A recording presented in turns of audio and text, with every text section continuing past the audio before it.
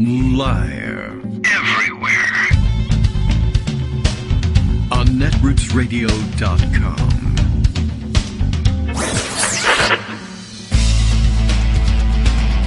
David Waldman. Kagro. In the morning. Now, here's David Waldman. Hello. Hey, good morning, everybody. How you doing? It is... you know what? I'll have to wait until later, because if I should have set the soundboard to play two sounds simultaneously. Because I should have used the horror dramatic sound, because it's Friday the 13th. Woo, spooky. But now I have to wait a minute and a half. Oh, this was poorly planned. All right, well, good morning. Happy or spooky or scary Friday the 13th. What could be scarier than a Friday the 13th in October? Except I'm afraid to say that it's actually scary or dangerous in any way, because it's a pretty dangerous world at the moment. I don't want to tempt any fate. However, it would have been better timing, and maybe this is why we have this other news.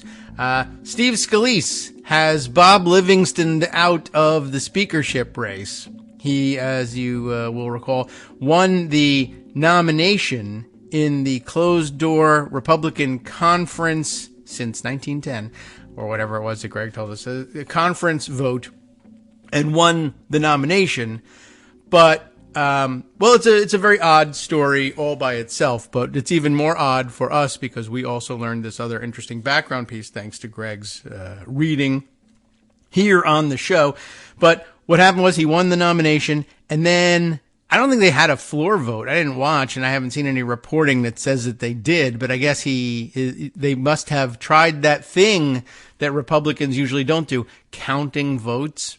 And maybe they didn't even have to do counting votes. They just looked at the chart that Greg brought to our attention of people who were going to either not vote for Scalice for whatever reason, or they were otherwise big mad, as the reporter who put the chart together contended they were. But then I saw that she added a third column for members who didn't answer definitively one way or another, but made some weird or ominous statement that made it sound like they weren't on board. And, of course, by the time Greg got around to reading it in the first hour of yesterday's show, it was clear that there were enough Republicans on the list that he wasn't going to be able to secure the speakership without Democratic help, and that help wasn't going to be forthcoming.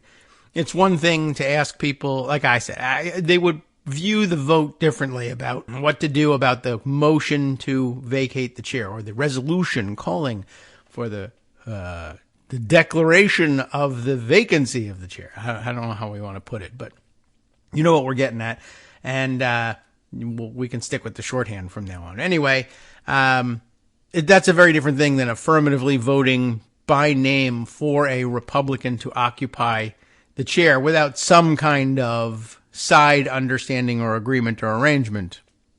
And even with one, it would be pretty unprecedented. So he won the nomination and immediately lost confidence that he would get the vote. And I guess he just didn't want to go through the embarrassment of not securing the votes on the first ballot and having to guess how many ballots it would take to do this.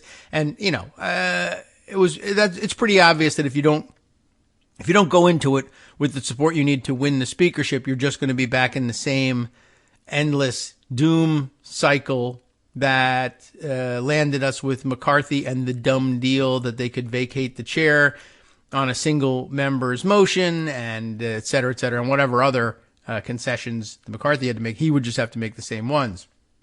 So he is withdrawn from the race, which, okay, that's a thing that you can do, and he did do that. We also, it was more interesting to us because we heard on Wednesday, perhaps, maybe Monday.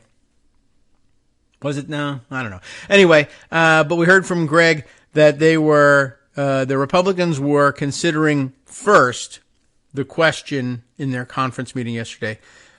First, the question of by what metric will we declare someone the nominee for the speakership?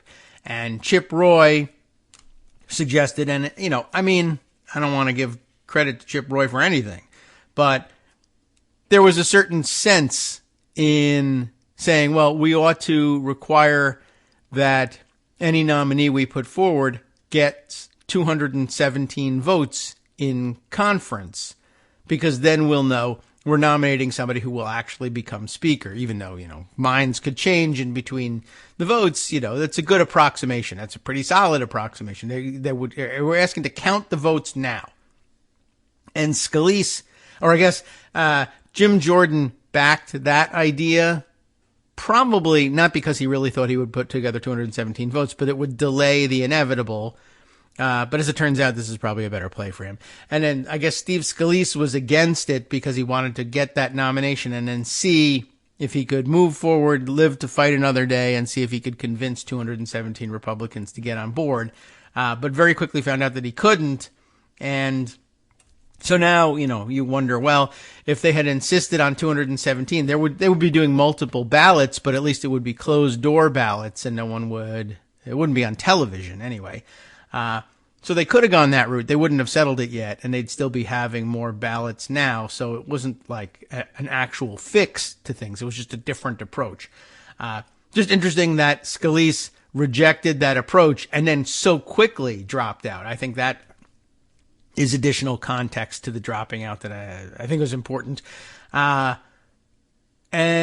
like as I had mentioned, maybe it ends up being a good play for Jordan, because he's, presumably the next in line, so to speak. Like, the most number of members of the Republican conference will turn their eyes naturally to him because he was the other major candidate, even though he got less votes, obviously, than Scalice did in conference. Now, with Scalice dropping out, will there be some members who were on the fence who switch and who therefore make Jordan the guy with the most votes in the conference? Probably. Will they get to 217? I really doubt it, but it really would be the sort of the expected play almost, in a way.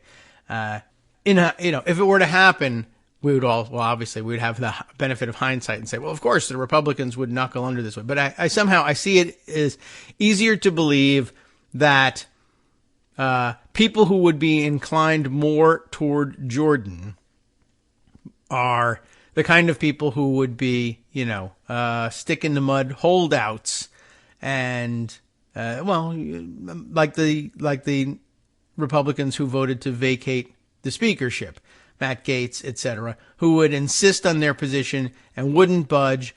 And if they didn't nominate Jordan, they still weren't going to vote for Scalice. And whether they would vote outright for Jordan anyway or someone else or vote present was, remained to be seen. But it's harder for me to believe that they would switch their votes and swallow their pride and vote Scalice just to get something done than it is for me to believe that the so-called Republican moderates who say, I'll never vote for Jordan and I'll only accept Scalice, and maybe only grudgingly at that it's harder for me to believe that they can't be pushed into supporting Jordan. So it may end up that Jordan, interestingly, had the lesser level of support in the conference, and only by forcing Scalice to realize that he couldn't get the votes and drop out does Jordan end up collecting the votes that he needs. Maybe not because people actually support him, maybe not because they view him as a survivor, but because they're like, well, nobody else is running and nobody else is likely to, and we just am embarrassed to be a disorganized Republican, and I'm going to throw my vote to whoever it is that can help us put this behind us and move forward. So I'm a little worried about that, because Jim Jordan would be a disaster, and, we may be headed for disaster. But there you have it. We may be headed for disaster on a lot of fronts. There's any number of disasters pending in the wide world. For instance, right now I can get back to it. Friday the 13th.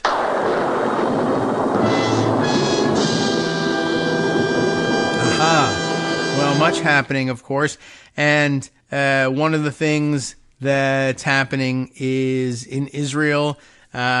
Awful things are afoot, as you probably already know. But anyway, gosh.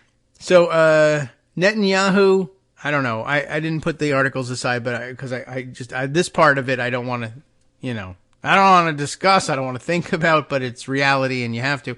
So obviously, I think Israel's far right certainly very interested in using the attacks to, I guess, play on the sympathies of the world in a sense and go beyond the mandate of that sympathy and say, well, obviously the rest of the world is supportive of us because we were the victim of this attack, and everybody understands that you have to strike back against terrorism or you'll just end up suffering more of it. Yes.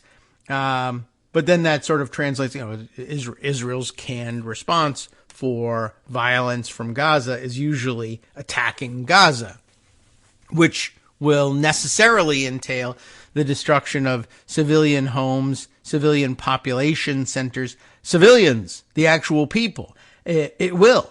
And I say necessarily not because I think that it's justified by any means or that you needn't worry about it. It's just that's just a densely populated area. And even if the people who were executing the military operations there were careful, judicious people who really wanted to minimize civilian casualties, there would still be plenty of civilian casualties. Too many, because of how densely populated it is. And yes, also because the fighters in Gaza know very well that they can shelter among the civilian population, and if they're rooted out and killed, the organizations can point to the collateral damage and say, aha, human rights violation. And that's why they hide there. There's no doubt really in my mind about that.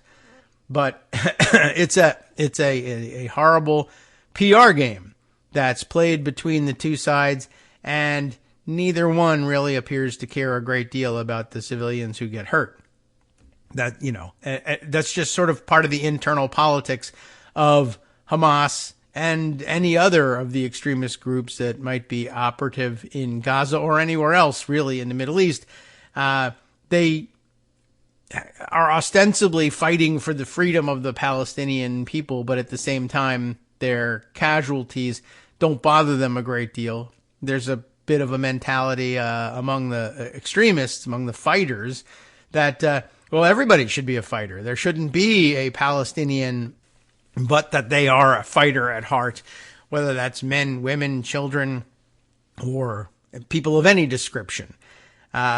So they're not typically all that concerned about the civilian casualties, and to the extent that Israel obliges them with needless or needful, if there is such a thing, civilian casualties, they're happy to play on it. So disaster is in the making. It just is. And I don't know whether there's any way to prevent it.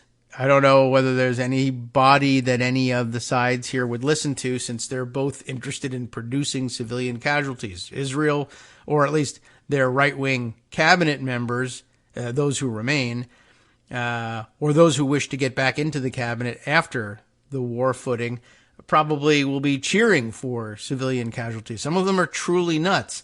And the militants on the other side will not be cheering for, hoping for casualties, but are prepared to accept them and use them to political advantage.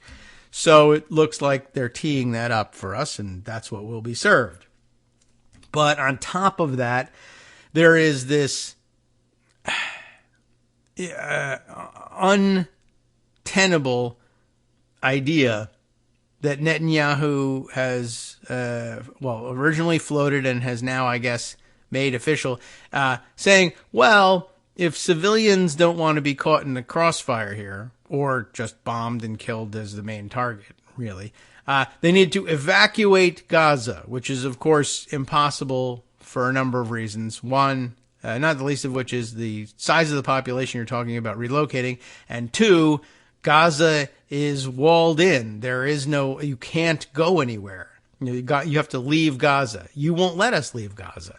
I mean, I don't know how you deal with that. It was immediately the question on everybody's lips. Literally, social media of every platform filled with quote tweets, essentially, of Netanyahu's order or news of Netanyahu's order. And the question, where are they go? How? Leave how? What do you mean? So, there's 2 million people there. Where are where 2 million anybody supposed to go? And especially if they're penned in and under suspicion of being terrorists wherever they go to. So, it won't work. But there seems to be a great enthusiasm among the right wing here in the United States for this operation, for this idea. Yeah. If they don't like it, they should leave.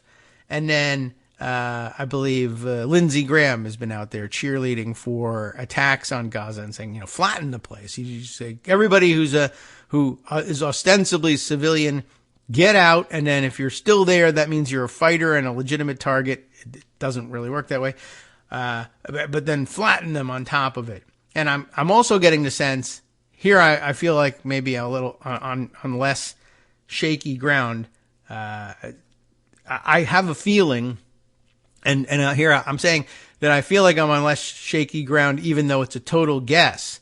But my worry also is just domestically here in the United States that the idea of simply ordering that 2 million Gazan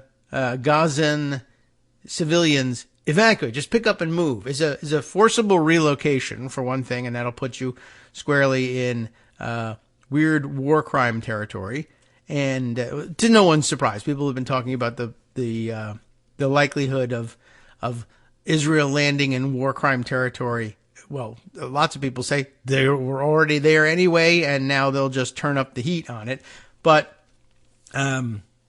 doesn't surprise a whole lot of people. But I'm wondering whether Republican politicians here think, well, if they can pull this off and get away with it from in the international community, and we'll back them to the extent that it matters to the international community in a way of trying to say the United States supports this idea of mass forcible relocation, and see if it works. And if it does, they will carry the ball forward back to here and say, now we can move forward with our previously discredited and stupid Republican campaign platform idea of the forcible relocation of some 11 million migrants in this country. Although it's so far not been part of the agenda to also bomb Mexico and flatten Mexico. That too has developed of late. And Donald Trump has moved the ball forward on that part of the agenda too. It's not that far removed, except that we haven't penned in all of Mexico and taken responsibility for administering matters of life and death there. And we never could. And don't even try to think about doing it either. It's a bad idea and it's a bad situation. It's totally different in the sense of, Mexico versus Gaza. Well, hundreds and hundreds of thousands of millions, I don't even know, of square miles of difference between the two, not to mention the size of the population. But all I'm saying is that Republicans of late have been on the record saying things like, yes, we should be forcibly moving all migrants out of the United States and back into Mexico, even though they didn't all come from Mexico. And two, that because the border situation is an invasion and yada yada, and so therefore a military force. And if that doesn't convince you, more yada yada rhetoric about the whole place is run, at least around the border, by drug cartels, and they're dangerous and violent, and they're gangs, and we shouldn't worry about killing them, and we should in fact bomb them. We should be conducting military operations in Mexico, they say, in order to destroy the ability of the drug gangs that they believe are chiefly responsible for the bulk of migration, which, they are actually responsible for some of it. Mostly people fleeing their influence, of course. But yes, in some cases, I suppose also coordinating some of the border crossings, ironically enough. But that's just vertical integration for those guys. They get you coming and going. Anyway, so I want to keep an eye on that situation to the extent we're able to, just to try and prevent some of whatever it is that Israel gets away with is a separate question. And we can deal with that, on its own level. But keep in mind that to the extent to which the United States allows this to go on or backs Israel in the face of any really egregious human rights violations that might come to light, you should worry about Republican politicians in this country taking that as a green light to do the same here in a slightly different form, but and to rally behind them a base that is equally unconcerned with the human rights and human dignity of migrants as Israel is with the human rights and human dignity of Palestinians, and in particular the Gazan Palestinians, it seems to me. So I'm more, I'd be more comfortable focusing on that because I know more about it. But certainly we monitor developments in Israel and will, pass on the reporting and can't hide from, and I don't think anybody's going to even attempt to hide from what happens in operations in Gaza over the next couple of weeks. So that's where we stand with an eye toward fairness there, and we'll get some complaints about it. But what can you do?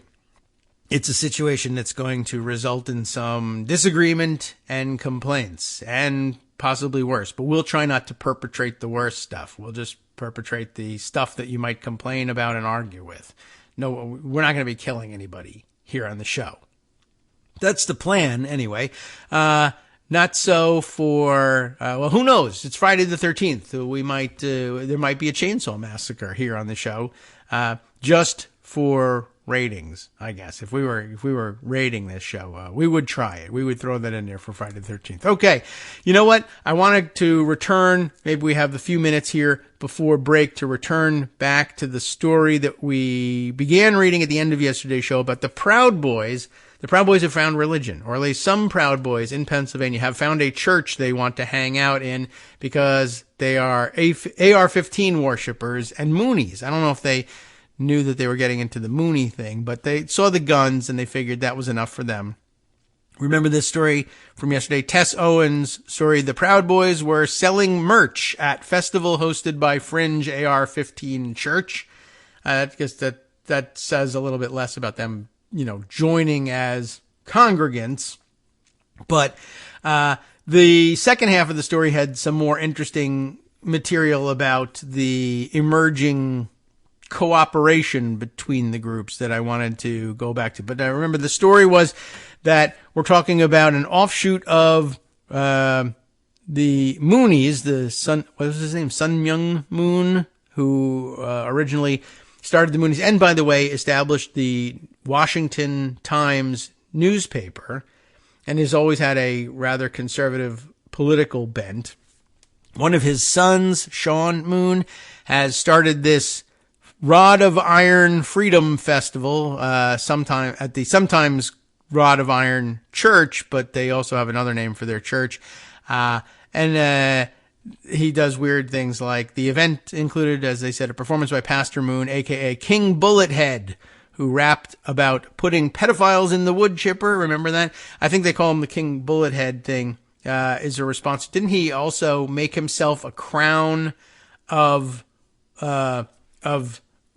giant round casings, the full on metal jacket around the bullet that comes on, you put into a military style AR-15 type weapon. Yeah, there it is. And he's wearing a crown made of the bullets. That's why it wasn't just a derogatory term like that he was a bullet head, but Anyway, so they were at this event. The Proud Boys were selling their merchandise, knockoff of the POW MIA flag this is POW J6. People who were in jail for their January 6th rioting. Okay, you get the idea. Well, at any rate, I can see we're probably going to bump into the break again. So, Rod of Iron Ministries It says here, shows that Moon's efforts to ingratiate himself in MAGA world, despite the church's unusual rituals, such as mass weddings featuring AR-15s, continue to pay off. The ritualistic aspect of the church is necessary to retain the loyalty of OG Moonies. I love that. Original gangster Moonies. Hundreds of whom defected to Rod of Iron Ministries following the elder Moon's death. But the church has also cultivated a local political influence that has helped draw in the likes of the Proud Boys and the parents' rights weirdos like Moms for Liberty into their orbit. And that's where things started to turn interesting, but we ran out of time. The Moon family has always been involved in conservative politics and branded themselves as staunchly anti-communist, but the younger Moon has sought to embed his church not only in right-wing politics, but in MAGA culture in particular. Moon and other church officials were tear-gassed outside the Capitol on January 6th. That's why they were so into the Proud Boys, I guess. And Moon's sermons can be labeled broadly as Christian nationalist. Thanks in part to funds from Kahr Arms, K-A-H-R, that's Sean's brother's gun manufacturer. He owns a gun maker, an arms facility and warehouse. So thanks in part to funds from the gun operation, the church even bought a 40-acre compound near Waco, Texas. What could they be after in Waco, Texas? One wonders. With the goal of turning it into a haven for quote-unquote patriots, you know, the fake kind, the kind that tried to sack the Capitol. There's more. The Proud Boys may also be looking to benefit from the alliance between Rod of Iron Ministries and the local chapter of Moms for Liberty. A Vice News investigation found that a chapter of Moms for Liberty in Pennsylvania's Pike County, formed in late 2022, had close ties to Rod of Iron Ministries, and both have spent the last year attempting to expand their political influence. A little more about that after the break. We'll carry this over. What an exciting story, occupying 2 segments. Hang on. Sup fam, it's your boy Darwin, aka Darwin_Darko, aka the most reasonable man in America, aka KITM's senior black correspondent. You might remember me from such recordings as Spacemen vs. Space Cadets and We Need to Talk About Joe Biden. Today, I want to bring you good news about that thing you've been struggling with. Do you suffer from giving too much of a damn? Do you turn on the series of tubes and find yourself outraged at the particular way some news organization strung some sentences together only to realize, nope, this is not some fictional hellscape? Well, guess what? You no longer have to accept the life of giving too much of a damn. You can do something about it, because even you, yes you, can be a show contributor. Now I know what you're thinking. Hey, Mr. Most Reasonable Man in America, I'm not some professional podcast talking guy. Don't worry about it. Do you have a smartphone or some other electronic recording device? Well, that's all you need. You too can have a segment where you can read us an important article and give us your take. Read one of your own original essays, or even just give us your commentary on something you'd like to share that's important to you. Fair warning though, side effects may include general punditry, having opinions and hot takes, getting stuff off your chest, and hearing your own voice. If your recording lasts longer than 5 to 7 minutes, please consult kagrox@gmail.com. That's KAGROX@gmail.com.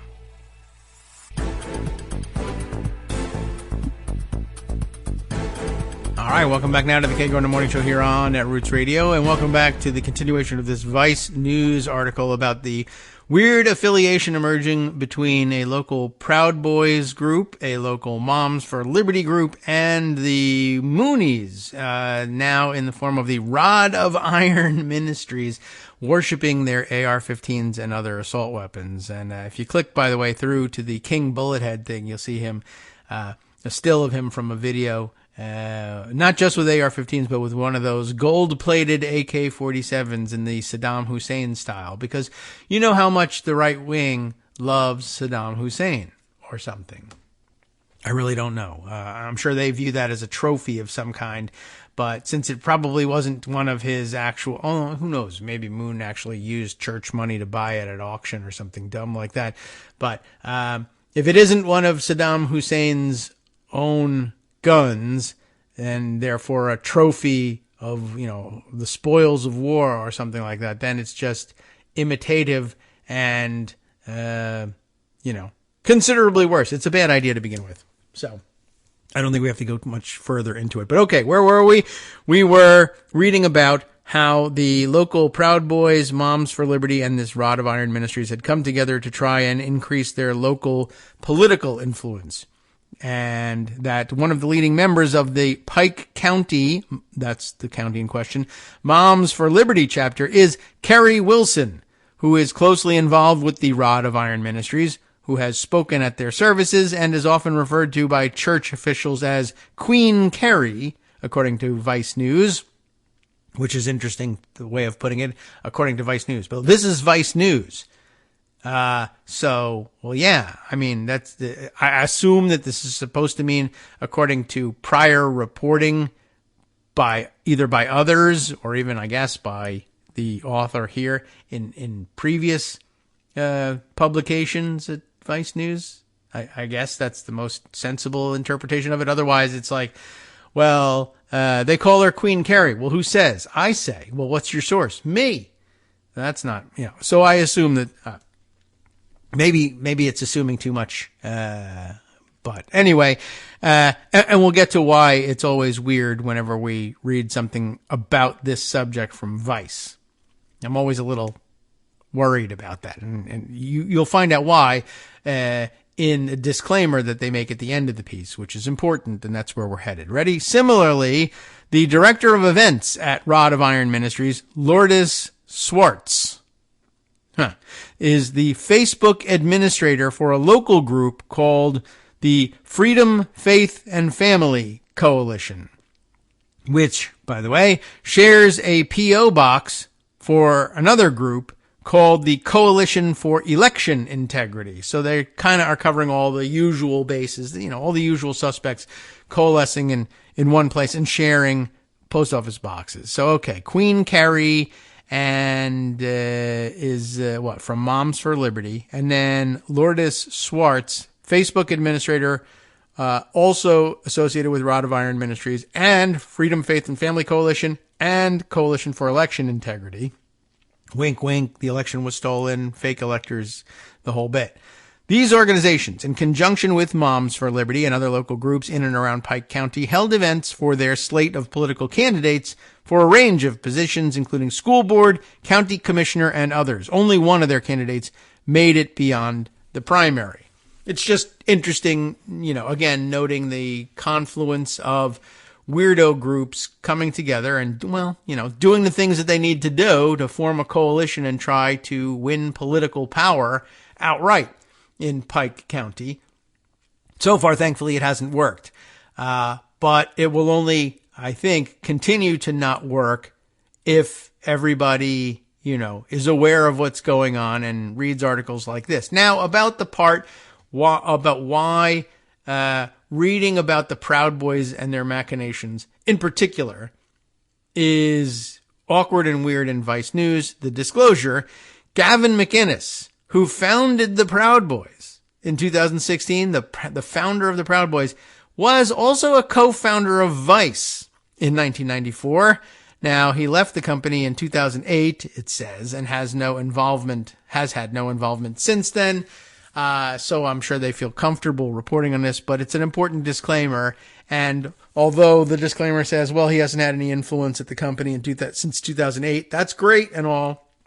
And usually the reporting from Vice on the Proud Boys that I've read has been pretty good, but it does always give me a weird feeling in the back of my mind. Like, and people change and they become weird and they get radicalized in different directions.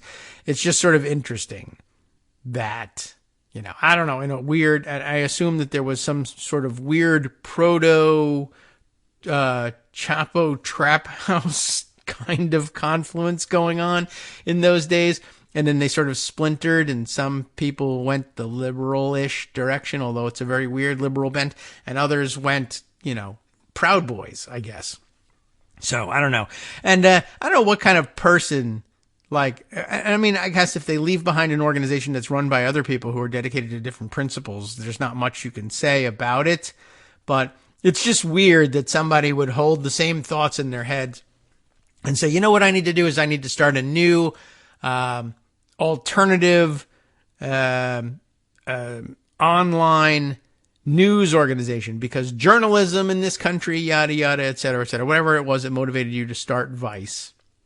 And then what? So that was in 1994. I mean, it's a long way to 2016, but it's weird that you say, well, something, freedom of information, free press, journalistic integrity, something, yada, yada, yada. You know what? Street gang. That just seems like an odd progression to me. I wouldn't question it perhaps in the other direction. As a young man, street gang, et cetera, no, this isn't the way. Turn journalist. But, journalism, startup world turned street gang. I don't know about that. That seems like a very weird kind of a person that maybe, I don't know, have their head examined. But no one would want to examine that head. I've seen it. It's repulsive. So never mind that. Anyway, we move on from there and consider a couple of other things. Let's see. What other... yes. So news on the Wisconsin front. Why don't we spend a few minutes on Wisconsin before I guess we could head into some of the long reads that I have also put away. We alerted you just in time as soon as we got word from Wisconsin that the former Supreme Court Justice David Prosser had been involved in the had been appointed essentially to a commission, including another one or two former Supreme Court justices there in Wisconsin, assembled by the Assembly Speaker, right, Robin Vos. Do I have all of that right? And charged with taking a critical look at this idea about impeaching Janet Protasewicz before she's done anything. And thankfully, I mean, we can be happy about this. They advised the legislature that would be a bad idea. Poor form, ill-advised, don't do it. Recommend strongly against it. And now it looks like that's actually what's going to happen. The New York Times reports this under the headline of Wisconsin Republicans Retreat from Threats to Impeach Liberal Justice. And we heard that word early. We put it out, and now it's being widely covered and covered as a done deal, too, that the Republicans are going to back off on it. And we got to read you that news while it was still just a glint in their eyes. So a good eye for the news there, and now it's a big story everywhere. And we'll see what we learn from the reporting after the fact here from Reed Epstein, reporting again for the New York Times. Wisconsin Republicans retreat from threats to impeach liberal justice. Subheader reads, Republicans had floated the idea of impeaching Janet Protasewicz, newly seated on the Wisconsin Supreme Court, before she could undo the party's legislative gerrymander. But on Thursday, they backed off. Back off, you jerky guys. Well, yes, they did that on Thursday, but we had told you about it on Wednesday or something like that. That was the important part. Maybe it was Tuesday. Wow, we're good, right? We were on the ground and we dug up that news truffle before anyone else. Now, we were reporting of others who had discovered it before us. But, read the news early and it makes you look good. What's Reed have for us here?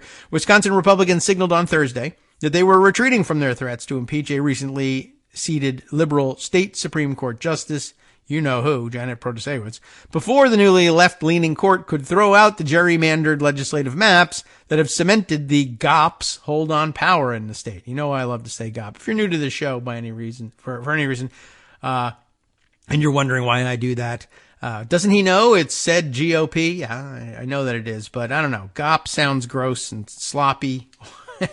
And, if they're going to run around saying the Democrat Party, then I'm going to say the GOP and see if that has any effect whatsoever. It will have none, but it's fun and it's an inside joke for us to do it. It's something we should put on T-shirts if there was only some way of conveying that you were not saying GOP by putting GOP on a T-shirt. So far I haven't been able to execute that in any sensible way, so therefore, nothing. No merchandise until we make it interesting and worth having.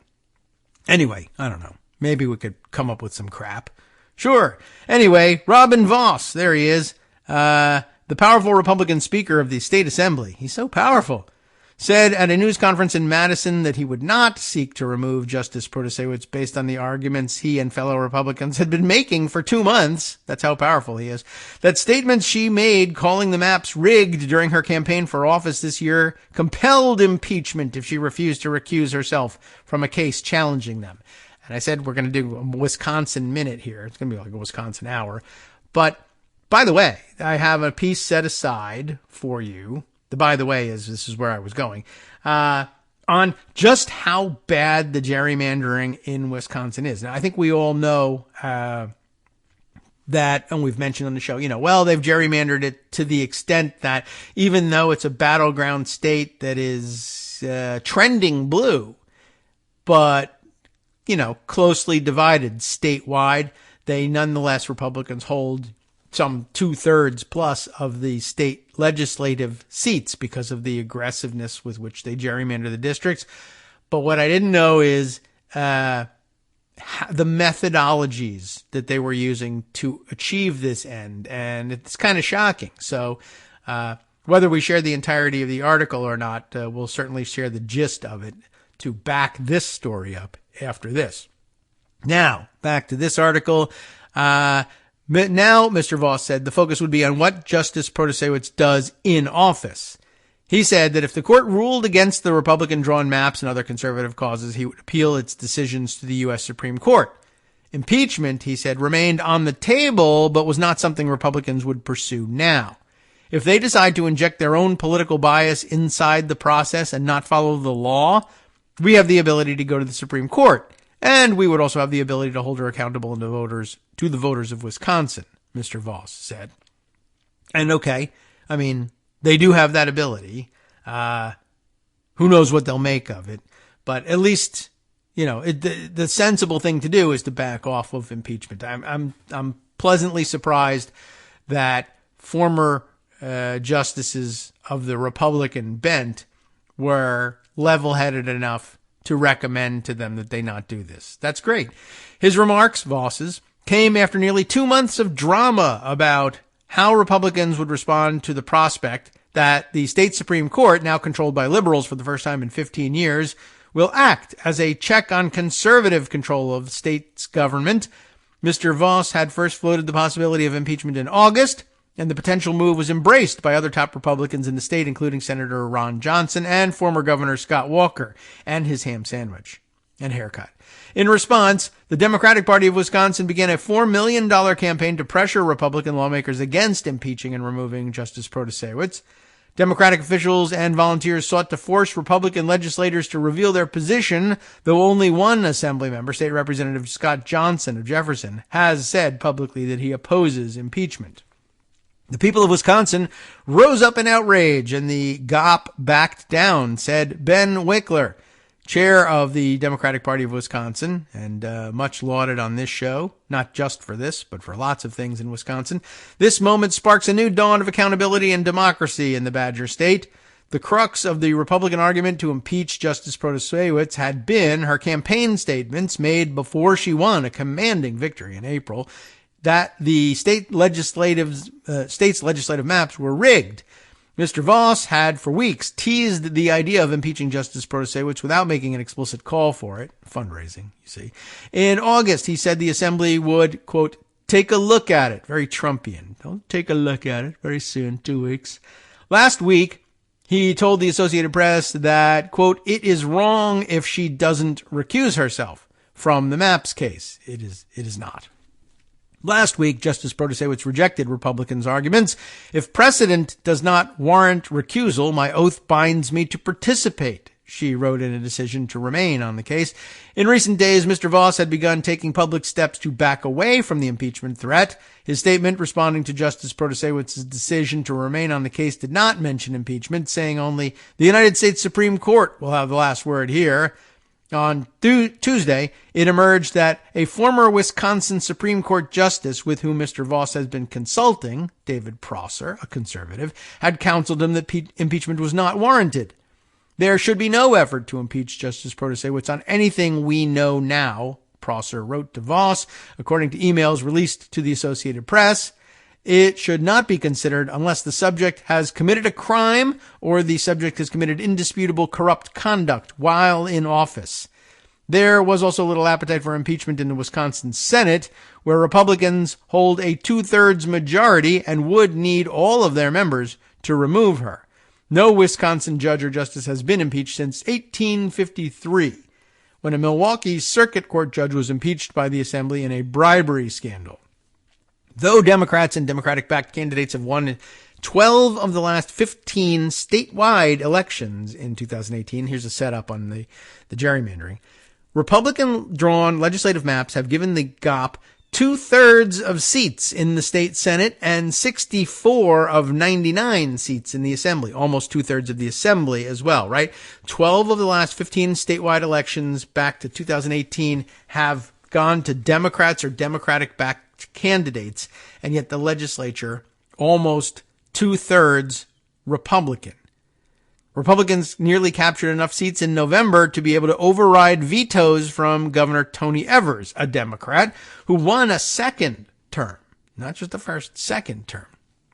Republican map makers have so efficiently packed Democrats into as few districts as possible that when Joe Biden won Wisconsin in 2020, he carried just 35 of the state's 99 assembly districts. He won the whole state, but only 35 of 99 districts because of the way they're gerrymandered. But there's more in this next article. Justice Protasewicz infuriated Republicans during her campaign by broadcasting her views on the maps and abortion because of a state law enacted in 1849, decades before women won the right to vote. Abortion became illegal in Wisconsin last summer when the U.S. Supreme Court overturned Roe v. Wade. A case challenging the abortion prohibition is likely to go before the Wisconsin Supreme Court next year. And everybody was aware of that and how it works. And if not, basically, yeah. So in 1849, as they mentioned, decades before women won the right to vote, the state legislature outlawed abortion, and then that basically remained the status quo until Roe v. Wade was decided, and I guess they said, all right, well, these laws that are currently on the books, even this stupid 1849 one from Wisconsin, are inoperative in the face of the decision in Roe v. Wade that there can't be unreasonable restrictions against access to abortion. And then with the overturning of that decision, a lot of states, they hadn't updated their law. There was no need to. They were bound by Roe v. Wade. And once that was out of the way, they reverted back to a law they hadn't touched in 150 years. So that's why we stand there. And of course, somebody who might, will be challenging that. And that's what Protasewicz and the rest of the justices will see next year. Okay. So, how convoluted is the map? What made someone like Justice Protasewicz, who, she knew what she was getting into, what made her say, yeah, despite the risks that it will pose in the face of duplicitous Republicans, twisting my words or using them against me, what would make me say something like this is all rigged and we really need to stop gerrymandering these maps? Well, let me share with you this piece from, where are we? The American Prospect, Wisconsin's legislative islands that leave some voters stranded. But first I have to get rid of this not paywall that's in my way here. How can I do that? Anyway, I'll mention because they had their not paywall.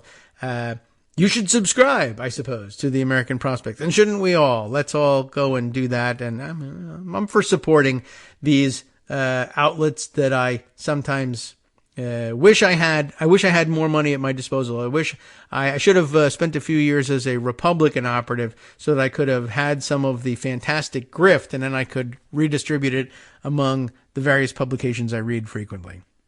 But anyway, here's a pitch. American Prospect, thumbs up. Give them some money. Why not? All right. Well, here's the deal. And here's one of the reasons why you should help support them. This reporting. Wisconsin's legislative islands leave some voters stranded. The state faces a new high court battle over extreme partisan gerrymanders. Extreme! I feel like we should have some sort of, maybe that's dramatic music, but we just use that too often. We could try this one. How bad are these stupid gerrymanders? Greg, what do you think of them? That's bullshit. Yeah, exactly. I don't know. Anyway, we have several different sound effects that we could probably play for all of those things. So what do we have for you here? It isn't what I have for you. It's what Jack Styler has for you, because he's the author of this piece at the American Prospect. And you'll get the gist of it very quickly. But I may get stuck reading the whole thing because sometimes people really have good things to say in these articles. Last week, the Wisconsin Supreme Court decided to hear Clark versus Wisconsin Elections Commission. It's a plural. But that's it's Clark with an E on the end, if you want to go looking it up. I don't know why the weird influence on Clark, but there you have. Clark versus Wisconsin Elections Commission is the name of the case. A case challenging the state's gerrymandered legislative maps. Okay, we've heard about that. Okay, we've heard that they've gerrymandered themselves into 2/3 of the legislature. But wait, there's more. The decision is the culmination of a months-long battle between the state's highest court and the Republican-controlled legislature. Liberals gained a majority on the Wisconsin Supreme Court in April for the first time in, how many years? 15, right? With the election of, you know who, Justice Protasewicz. After Protasewicz joined the court in August, a coalition that includes the Campaign Legal Center, that's the CLC, a democracy and voting rights watchdog group, filed a lawsuit arguing that the current legislative maps are an extreme partisan gerrymandering that violates the Wisconsin Constitution. That's the premise of the suit. Republicans in the state legislature then called on Protasewicz to recuse herself from any case regarding redistricting or abortion, citing her comments on the campaign trail in which she called Wisconsin's legislative maps rigged and voiced her support for abortion rights. And just one more time, how dumb that position is. It's, if you're going to elect your judges, then yeah, people who are candidates for these offices are going to tell you where they stand on things, and people will vote for them based on that. I guess it's a nice pipe dream to wish, well, why don't we all just say, I love the law. Well, I love the law more. And then we'll just vote for them based on that. I mean, if they're going to be backed by political parties and you're going to have elected justices, it doesn't make any sense for them to hide the ball. You should want them to be up front. I mean, you should. I don't know if I love the elected judge model at all, but to the extent that you're going to use it, they better tell you where they stand so that you know what you're doing with your vote.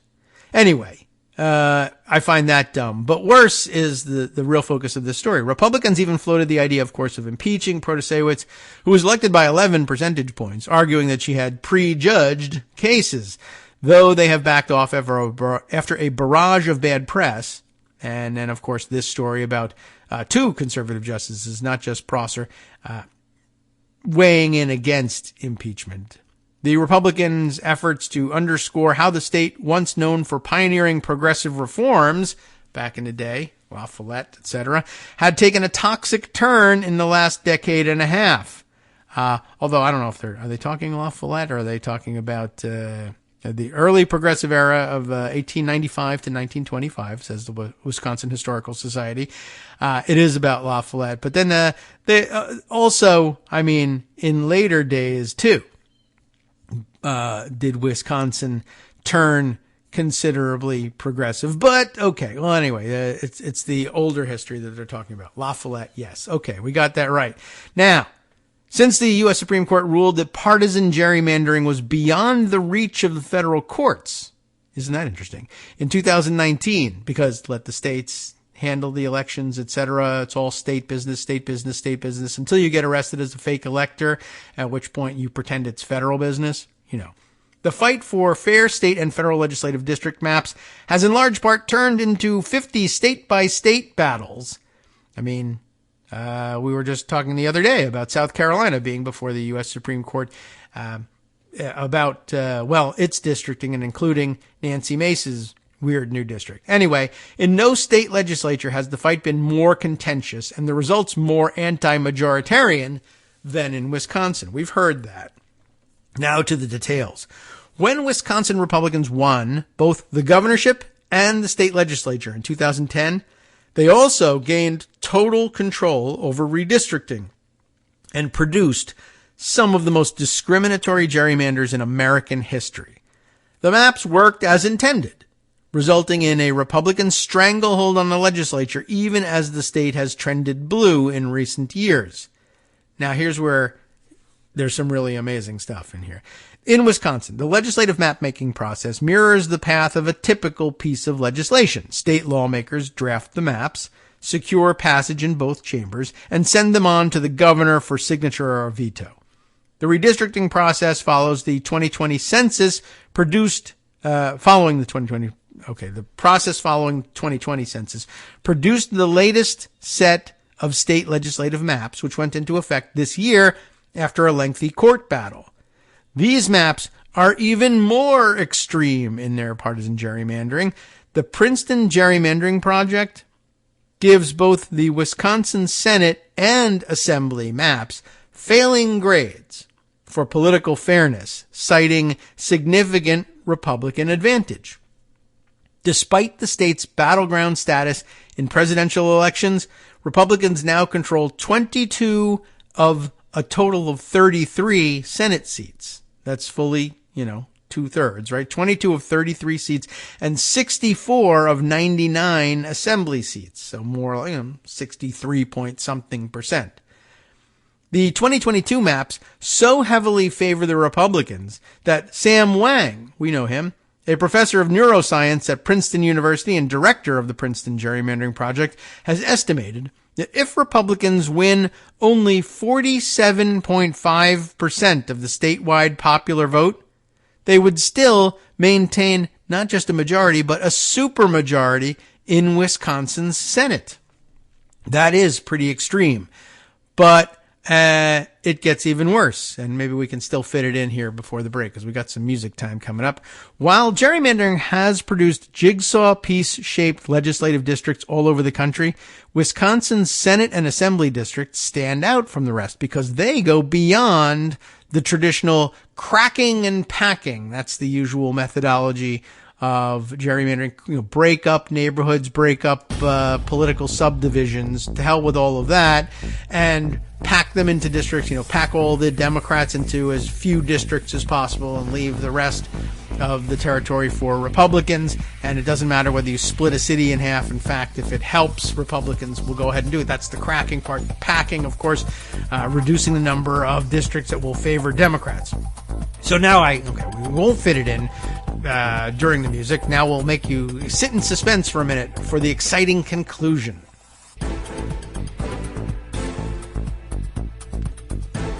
All right, welcome back now to the Kagro in the Morning Show here on Netroots Radio. I bet you didn't even go anywhere. We didn't give you time to go anywhere. It was only a minute. So now the exciting conclusion. I've built up so much excitement about this, and maybe you already know the answer to this, so it would be anticlimactic. But okay, well, everybody, just to rebuild the excitement here, who has the worst gerrymandering in America? Wisconsin. They go beyond the traditional cracking and packing, et cetera, et cetera. They have, it's an evenly divided state that's trending blue and has a 2/3 supermajority in both, essentially, in both houses of the state legislature.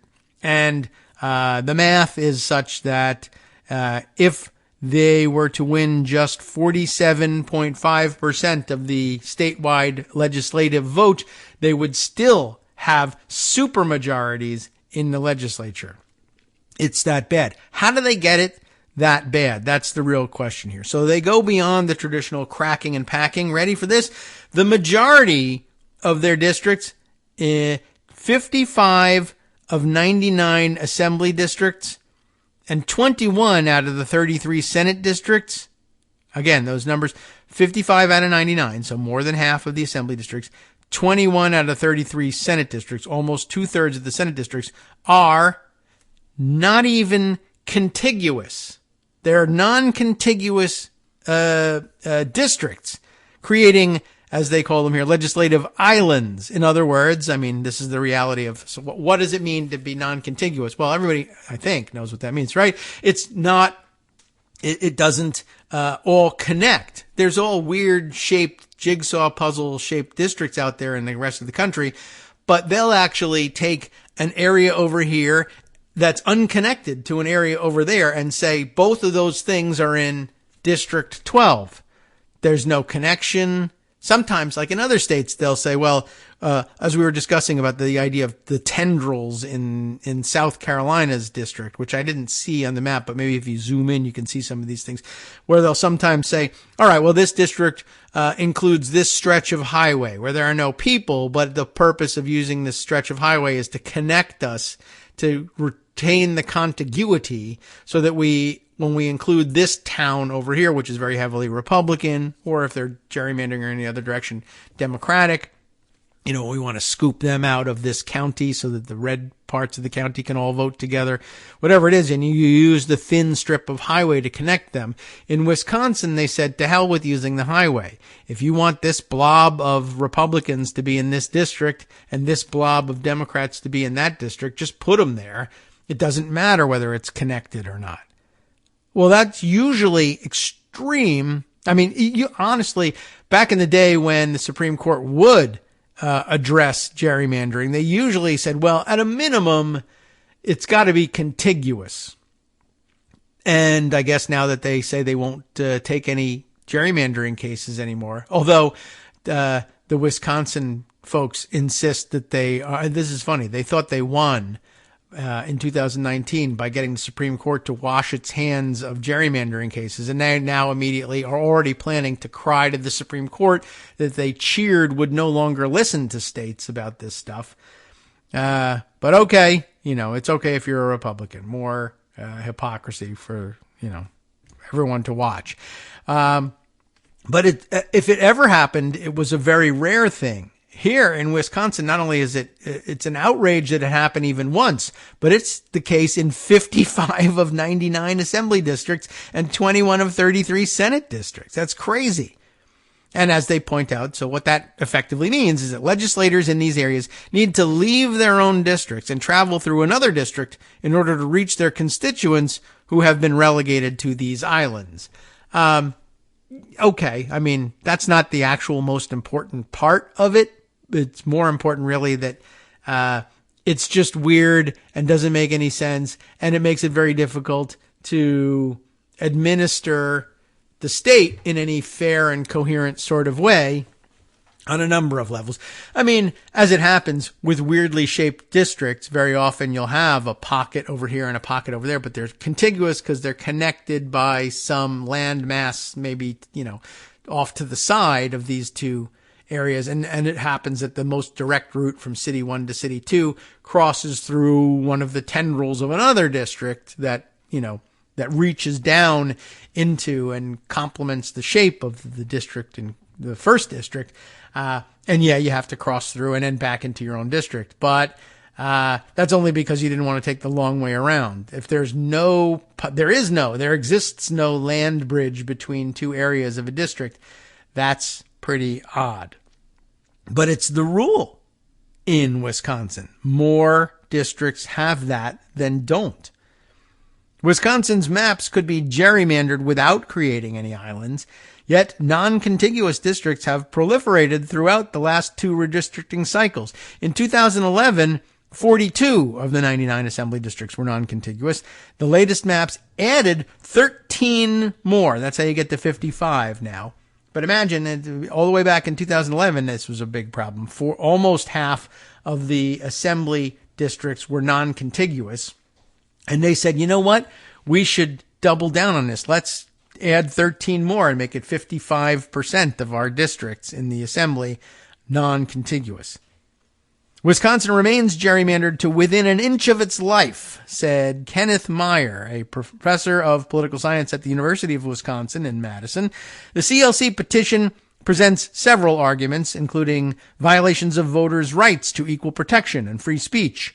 But one of the coalition's contentions is that these types of districts violate the state constitution, since legislative districts must be, quote, bounded by county, precinct, town, or ward lines to consist of contiguous territory. It says it right in the Constitution that these things have to consist of contiguous territory. And they're like, not only to hell with it once, not to hell with it twice, but to hell with it 55 out of 99 times. in the Assembly alone and 2/3 of the Senate. And to where are they supposed to turn for relief? What's amazing, though, is that the state constitution says non-contiguous districts are unconstitutional. And the vast majority of legislative districts are nonetheless non-contiguous. Someone ran for the Supreme Court saying, this is ridiculous. These districts are rigged in ways that are a direct affront to the plain black letter law of the state constitution. And they are. We've just heard how that appears to be the case.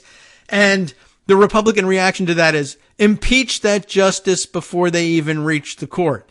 Okay, they're backing off of that, but she should recuse herself because she's prejudged the case. I haven't prejudged the case. I just read you the Constitution. That's all there is to it. They're supposed to be contiguous, and the majority of them are not. What am I supposed to do with this? You should be impeached if you fail to enforce that provision of the Constitution. Who is it that has said this is okay in Wisconsin? Impeach those people. Mark Gaber, senior director of the CLC, calls the increase of island districts a consequence of the sole focus on partisan advantage. Gaber adds, the only thing I can think the legislature was doing, aside from balancing population in this last go-round, was improving Republican performance. That's the only thing that this new design could even be good for. The lawsuit points out this Wisconsin's 88th Assembly District near Green Bay, which was contiguous in 2011, now contains several small islands of voters. The predominantly white middle-class district saw a slight increase in population and had become more politically competitive since the last redistricting cycle. The 2022 map, let me see, it's linked here. Can I see these maps? Wisconsin District 88. All right. I mean, I will say this, the islands of population are nearby these districts. And the eastern boundary of this district is very nice, neat, straight lines, in some cases along county lines. But actually, I mean, they do depart from county lines for most, if not all, of the eastern boundary. The western boundary is where they're really carving things out. So these little islands do, in fact, they're pretty close. They're not, 50 miles away, but, they're non-contiguous. So I see 1, 2 of them here are immediately evident on the map, but there's also a carve out right in the middle of the 88th district. That's, I don't know what the scale is here, but it looks like it might be a couple of miles in that there's this little bubble carved out. And I don't know what it is. It doesn't identify it on the map. And it's probably not a legislative district unto itself, but maybe it belongs to the district to the immediate west here. But the rest of the district is not particularly dumb looking, but the islands certainly stand out. It is odd. Okay. Let's see. Back to the article here. The 2022 map created 2 islands, okay, I have seen them, of voters along the Fox River on the western boundary of the district. One long and skinny island territory just south of De Pere, am I pronouncing that correctly, is a section of the town of Ledgeview. The rest of Ledgeview extends east into farm country. According to Dave's Redistricting, that's a very authoritative sounding publication, but I bet it is, which helps citizens analyze redistricting maps using census and election data. Ledgeview breaks nearly 60% to 40% for Republicans. A second rectangular island farther south of De Pere is a portion of the town of Rockland, which is overwhelmingly Republican. 65% of registered voters picked Republicans between 2016 and 2020. 33% voted for Democrats. The 2022 88th Assembly District map not only gains Republican voters by adding all of Ledgeview and Rockland, but it also drops a large portion of De Pere, a city that only slightly favors Republicans. By swapping out parts of De Pere for islands of Republican-heavy towns in the 2022 maps, the Wisconsin Republicans helped ensure that the 88th Assembly District would stay safely red. The neighboring 2nd Assembly District, It's funny. Usually, I mean, I guess it doesn't really mean anything if the numbers of districts that are next to one another, that abut one another, aren't close in number. But it is kind of weird. It makes you wonder about how they got to one district being the second and a neighboring district being the 88th. But the second assembly district, also non-contiguous, since most of them are, that shouldn't be too much of a surprise, now swallows up all the Democratic voters in politically split de pair. In 2020, Donald Trump won the 88th district 50% to Joe Biden's 48%. After the maps were redrawn and the district was made non-contiguous, the CLC lawsuit projected that Trump would have carried the district by 8 percentage points, not just 2, taking 53% of the vote to Biden's 45%. So it has a major impact, these little islands. State Representative Evan Goyke, Goyke, is a Democrat who represents the part of Western Milwaukee and has been in the legislature since 2012. He told The Prospect that he has not heard or seen any rational explanation and no defense from the map makers or from the majority party on why there has been an increase in island districts. Their silence on the issue, he said, is an admission of guilt that it stems from the root of all gerrymandering, which is partisan advantage in the map. I can't believe they're not just standing there saying, look, the Constitution says you can't do this. Why are we doing this? And the story must be more complicated than that. And maybe there are some Democrats who benefit from that somewhere. But I don't know. I'd be curious to know how it is that sometimes that happens, right? The Constitution on the face of it says X, but the precedents have led us to Y. And I don't know what the precedents are in Wisconsin, but to the extent you're an originalist, you might think you'd be against non-contiguous map drawing. That was poorly phrased, but I think you know where I'm going with this. A 1992 federal court decision that determined how the maps would be drawn in the 1990 redistricting cycle in Wisconsin opened the door, here we are, to the use of non-contiguous districts. A 3-judge panel validated the districts proposed by Democratic state lawmakers that followed non-contiguous municipal boundaries. Okay. See, I figured that there was some nuance in this. There had to be a way. What was the then rational explanation for something like this? Well, yes, this will make the district non-contiguous, but it's because it's following the borders of a town that is non-contiguous. And as dumb as that is, and that shouldn't be allowed either, but I guess it is, there's no constitutional prohibition of non-contiguous town borders. There's also the admonition of the courts, usually back in the days when the federal courts would deal to some extent, as I recall, with gerrymandering. Maybe I'm misremembering it, but the rule always was to try to keep political subdivisions together. So if the effort was, well, the town is non-contiguous, but we think all members of this town should be in the same district in the assembly, I can understand that. But I guess once you break down that wall and say, well, the reasons you gave for ignoring contiguity are interesting, but if you get to ignore contiguity, then so do we, even though we're doing it for, quote unquote, bad reasons, or certainly different reasons.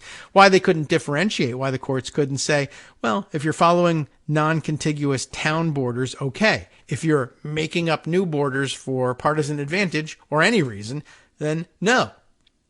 If it happens to be to someone's partisan advantage to follow existing municipal non-contiguous borders, you'll get away with it. That is fine, even though it's for partisan advantage. That's still okay. But they couldn't draw that line, apparently. Or at least I haven't discovered it by reading one sentence of the explanation that's being offered here from the Prospect. Where were we? 1992, right? They said, okay, the non-contiguous districts are okay if they are following non-contiguous municipal boundaries. In their opinion, they noted that they were not persuaded by the plaintiff's argument that the Wisconsin Constitution requires literal contiguity. I guess that was a huge mistake because now we are where we are. The CLC lawsuit argues, in part, that the 1992 federal decision based its definition of contiguous districts on a now repealed statute and overlooked a Wisconsin Supreme Court case from 1892, in which the states that contiguous districts are required by the state constitution and cannot be made up of two or more parts. In 2020, the Wisconsin Supreme Court reaffirmed the 1892 standard in a case regarding municipal annexation, stating that contiguous territory must have some significant degree of physical contact. The Republican Speaker of the Assembly, Robin Vos, however, has stood by the current maps, telling the Associated Press in August that the districts are constitutional since they are legally contiguous. The latest back and forth between Republicans and Democrats in Wisconsin highlights the messy, hyper-polarized nature of so many of the state redistricting fights all across the country. To really understand the gerrymandering issue, you actually have to be willing to get granular, said Wang. Getting granular in Wisconsin means navigating its legislative islands. The state Supreme Court is scheduled to hear arguments in Clark versus Wisconsin Elections Commission next month. Okay. So that brings us to the end of this article. But yeah, you can see where the complication arises and why there's you always dig out the kernel of truth and all this stuff. But, I really think that the courts probably could very easily differentiate between,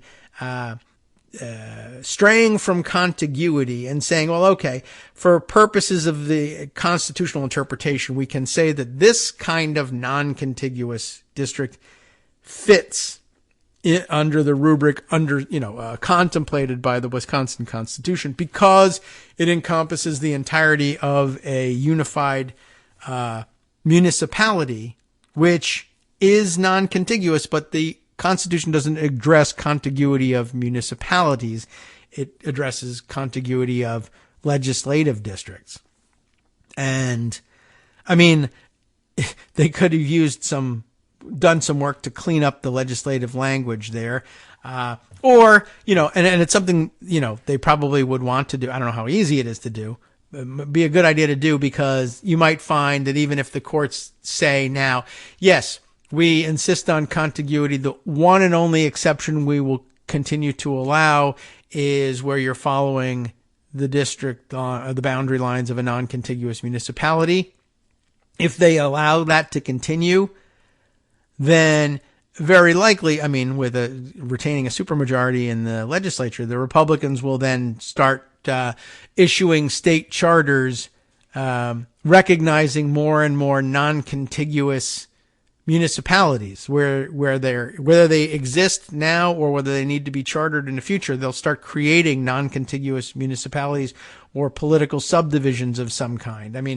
I guess you could, I don't know, it doesn't necessarily say it has to be municipalities, right? You could make a non-contiguous soil and water conservation district. I don't know if they have them there. We have them here in Virginia, but I guess you could establish one that has the pockets you need for your legislative map and say, I was following those boundaries, not municipal boundaries, but this is a contiguous or a non-contiguous, but coherent, sub-polity here, and we're just following those boundaries. They might want to clear that stuff up because you'll just find other ways to cheat. But very interesting and very nuanced, and glad we could get into it. As a matter of fact, speaking of bits and pieces of nuance, rather than wait until next week when we forget about this stuff, I'll take you back to something Greg was discussing yesterday. We spent some time on trying to, reading one reporter's attempt to suss out the kernel of truth, if there was any, or the provenance of the widely shared and widely believed attribution to Steve Scalice that he had himself said that he was David Duke without the baggage, right? And as I said, it's an awfully stupid way of phrasing things because it, pretty much immediately required that everybody would recognize that as baggage for him.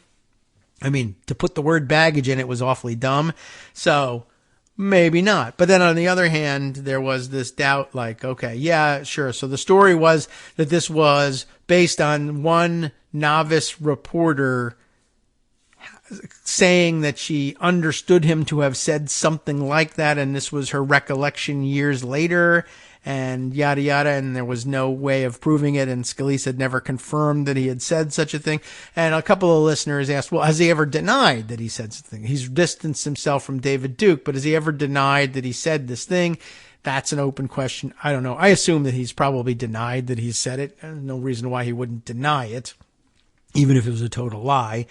But anyway, I was also sort of suspicious of, well, how does this thing dig in and stick with him for so many years if he insists he didn't say it, if the only person who said he said it was this one novice reporter who's not a hugely influential national figure or something like that? Or was it just the fact that the line was so outrageous and so easily repeatable and had alliteration in it on top of everything else, which makes everything popular? I don't know. But we were forced to acknowledge it certainly sounds like there's a good possibility that this isn't so. It's not the way it was told to us.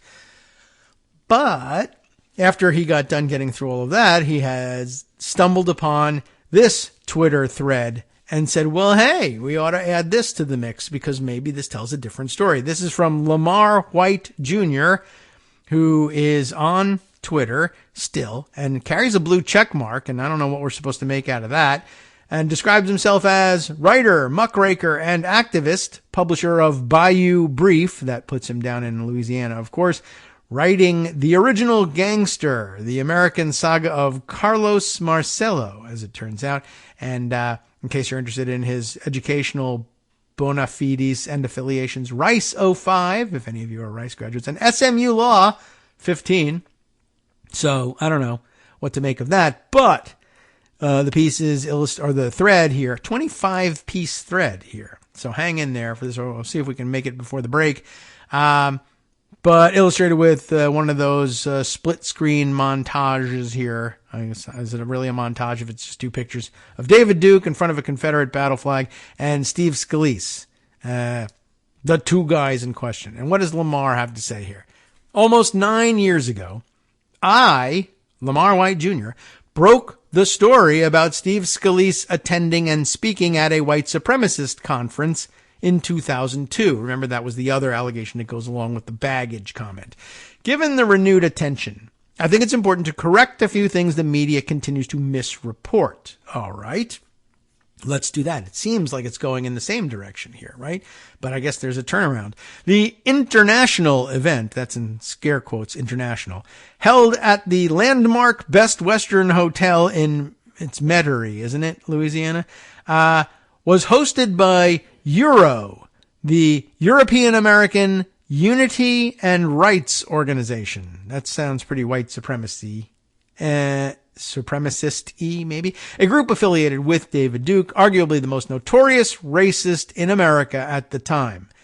And by the way, the landmark Best Western Hotel in Metairie is it's not a rinky-dink little tiny thing. I mean, I've seen smaller places, and I've seen them hosting alternative sort of political gatherings at, the local Best Western, and it really looks like a motel. This has I don't know whether it's still standing. Maybe it's been torn down and replaced. Who knows? But it has a tower, a very 70s looking tower, but looks like a sizable location.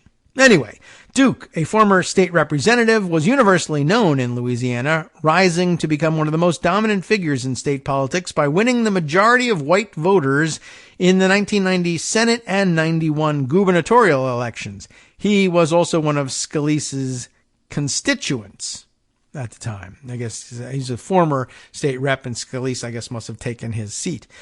Some have implied that because the event occurred more than 20 years ago, Scalice's decision to attend the conference must have been due to his youth and inexperience. Scalice himself has incredulously claimed that he didn't know anything about the group's politics or agenda, although really the name gives it all away. But in 2002, Scalice was 35 years old, had served 2 terms in the state legislature, and was gearing up to run for a 3rd term. This wasn't a rookie mistake. Not only was he familiar with Duke, but he personally knew members of Duke's political machine, including Kenny Knight, who I guess is the guy pictured here, if you want to take a look at the photos accompanying the thread. Knight, Duke's former campaign manager, and a hell of a name to have when you're dealing with the Knights of the Ku Klux Klan. But okay, Knight, Duke's former campaign manager and top aide, invited Scalice to speak at the event. Now, some have taken issue with my characterization of Scalice as an honored guest, but the group was clearly flattered and honored by the attendance of a prominent elected official. So, they had that going on. And now, of course, we do abut the break, so we'll definitely hop off of this thread and return to it on the other side. Anyway, so while you might quibble about whether or not he was an honored guest or whatever, first of all, they were clearly flattered to have him there, and then I guess he's got a screen grab of, I don't know, was it what must have been their web page at the time? Perhaps bragging about the fact that I don't see exactly what they're pointing at here, but at any rate, it's his contention that they were pleased to have the local state legislature in attendance, and I'm sure that is the case. More on this after the break. Hi everybody, it's me, David Waldman. Yes, the same guy who interrupts you all the time. Interrupting you one more time just to tell you again, another reminder that your contributions are what keep this show on the air, and patreon.com, patreon.com, is still among the easiest ways to make the sustaining subscription donations that keep us afloat. Are you ready for the pep talk about how our Patreon campaign is still going strong and growing? Well, too bad. Yeah, the plain fact is we actually are headed in the wrong direction, and whereas we once had about 175 monthly patrons, we're now actually down below 150. Time to recruit some more. Not exactly the kind of news I wanted to share, but there it is. For those of you in a position to support the show, patreon.com does make it easy to make those secure, recurring monthly contributions to do so. Patreon.com/KagroX gets you straight to our donation page. We've been through a lot together. The worst of the pandemic, we hope. The worst of the insurrection, we hope. So go ahead and treat yourself. You don't need an excuse. Give yourself the gift of a little something you enjoy in life. Support the show. And of course, if you happen to prefer using PayPal or even the Square Cash app, we're up and running on those options too. So thanks again, everyone, for all your support. We couldn't, or at least shouldn't, do it without you. Hope you'll be on board soon too. Thanks for all your support.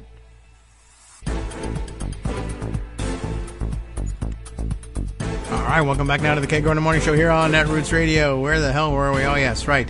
Reading through this Twitter thread. How come I switched out of my tab? Here we go. Lamar White Jr. reporting on what he thinks are inaccuracies in the way most of the rest of the media understands the Steve Scalice story. And he's been reporting on it for some time personally, so jumping back into it, where were we? Right, 2002 when Scalice went to this conference, again, what was it? The European American Unity and Rights Organization, EURO. Euro, get it? Wink, wink. So, at the time, Duke was universally known. Everybody knew what he was about, what his organization was about.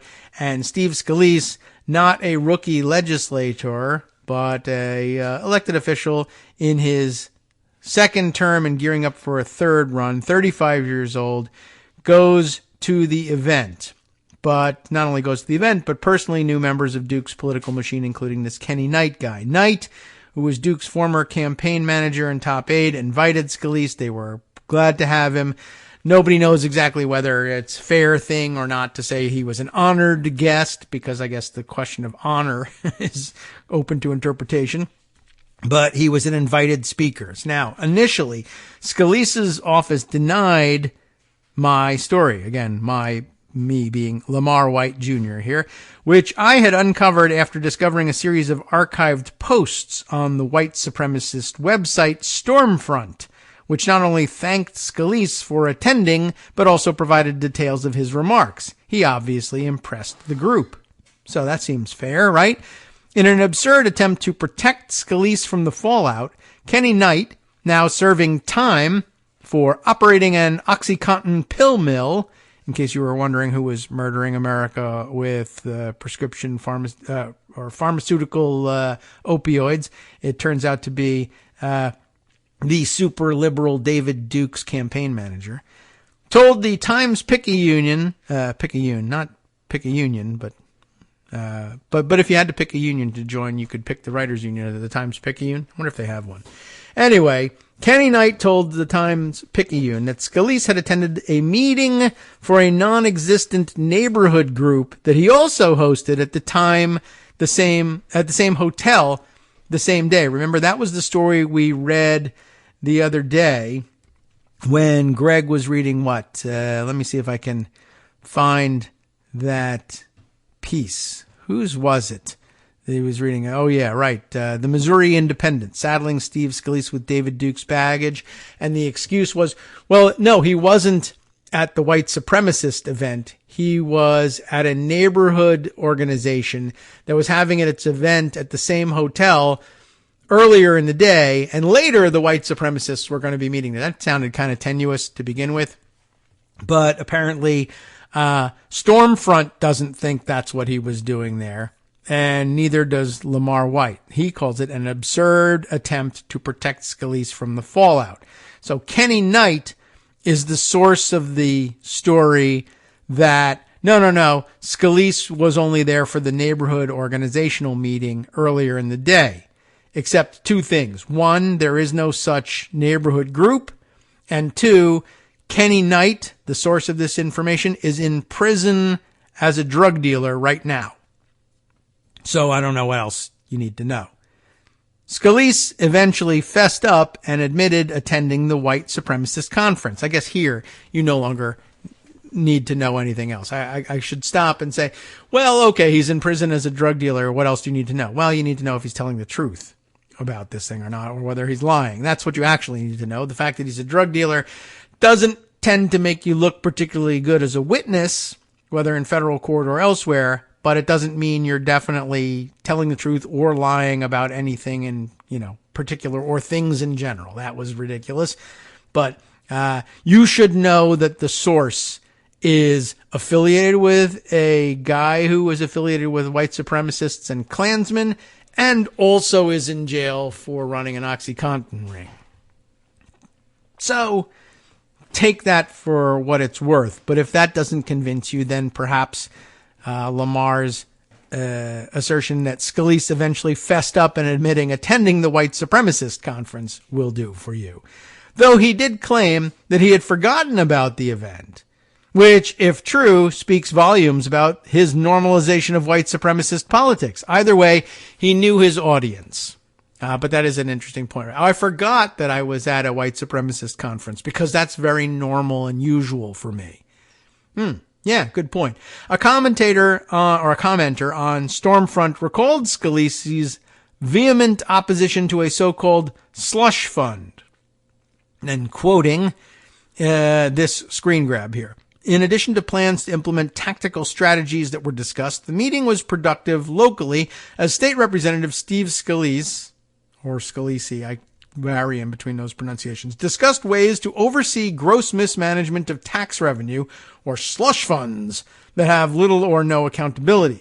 Scalice brought into sharp focus the dire circumstances pervasive in many important underfunded needs of the community at the expense of graft within the Housing and Urban Development Fund, an apparent giveaway to selective groups based on race. Yikes, look out for that. Well, maybe true, maybe not. But okay, that's what impressed them about Scalice at this conference. The fund was actually called the Rural and Urban Development Fund, both, so there's everybody in there. Not just urban, but Rural and Urban Development Fund, and it provided funding to a variety of local programs. Scalice wanted to give it all away to entice an NBA team to New Orleans. That does seem like a bad use of the slush fund. Scalice would later claim that he likely decided to accept the group's invitation because he had been attempting to build opposition to a proposed constitutional amendment known as the Stelly Plan, which passed but was later rescinded by Bobby Jindal. That's his excuse for going to this conference. Under the Stelly Plan, sales taxes for household groceries and residential utilities were reduced and eventually eliminated by increasing the state income tax for those making over $80,000 a year and preventing double deductions on state and federal income taxes. And then this screen grab is presented. I was the only legislator from the New Orleans area who was opposed to the plan publicly, so I was asked to speak all around the New Orleans region. I would go and speak about how this tax plan was bad. I spoke to every television station. I did multiple interviews about the tax plan during that period in 2002. It was a very busy time because there weren't that many people speaking out against the tax proposal. So he had to do it all himself, I guess. And that included telling, yes, even white supremacists need to know about the tax plan, I guess is his story. The Stelly plan proved to be incredibly effective and fiscally responsible, which I guess explains why it was rescinded later by the Bobby Jindal. We got to stop being the dumb party, right? Or the stupid political party. Which one did you use? Dumb or stupid? Can't remember.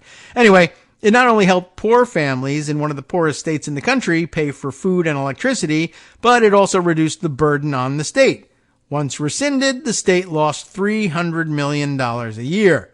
Not surprisingly, its leading opponents, including Scalice, who once voted against designating Martin Luther King Day, already a federal holiday, as a state holiday, used racist dog whistles and fear-mongering about bankrupting business owners to campaign against it.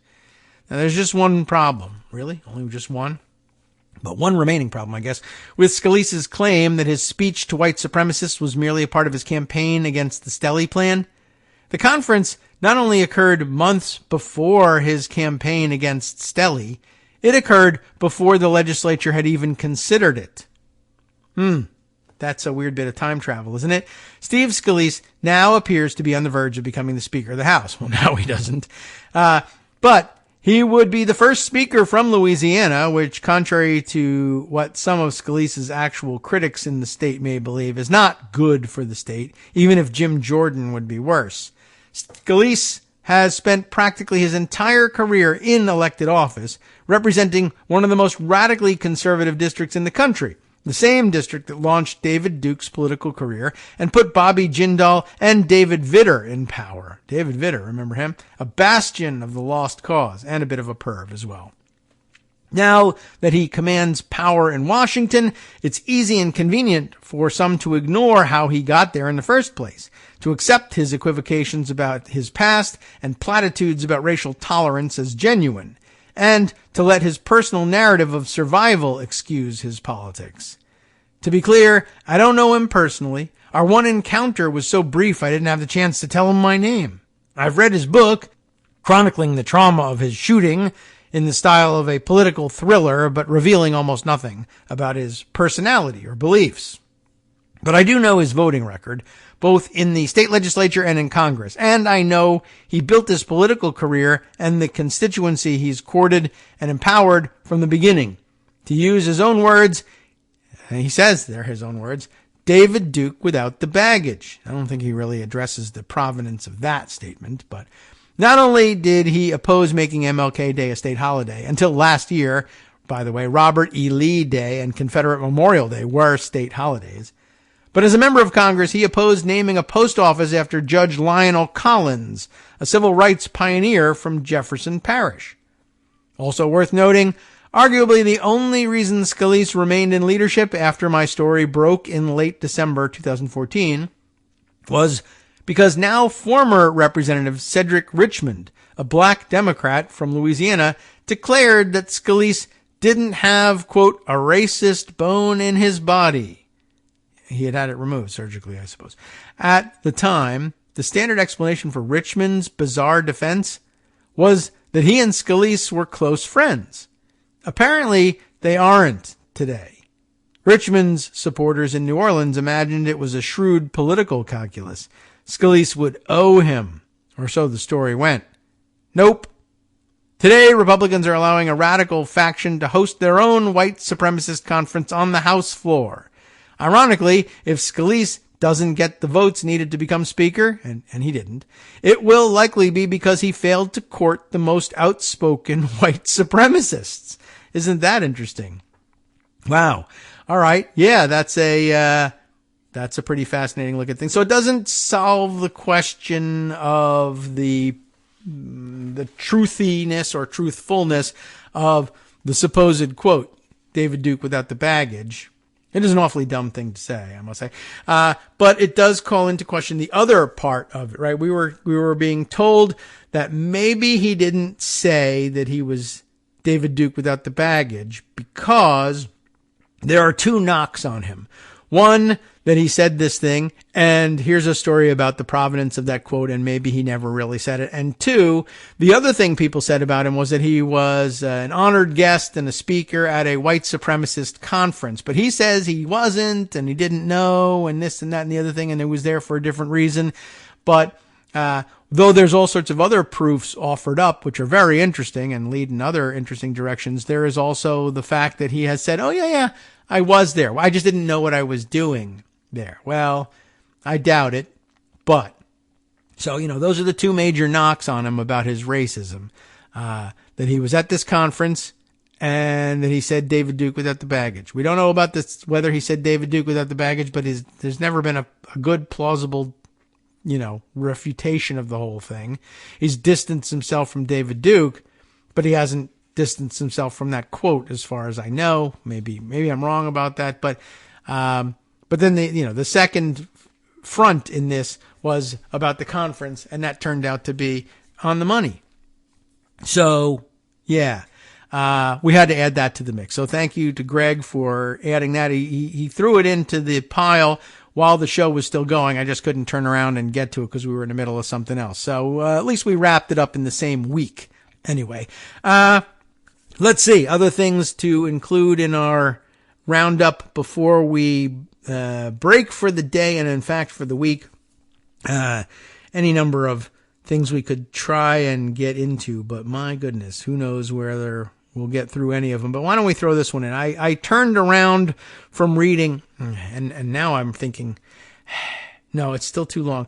Amanda Marcotte's piece from earlier in the week, Moms for Liberty meets its match. Parents in this swing suburban district are fighting back. An inspirational story of how to take on the Moms for Liberty, and a viable alternative read given the time we spent on the Proud Boys story with their weird affiliation with both Moms for Liberty and the Moonies. But it's a huge piece, and I guess I'll once again recommend it to you as weekend reading. And if you haven't read it after the second weekend I assign it to you, well, I might just have to be forced one day to read it to you, or at least to mine it for the best parts to make sure that we're all getting the information we need, because I have difficulty reading these things over the weekend too. All right.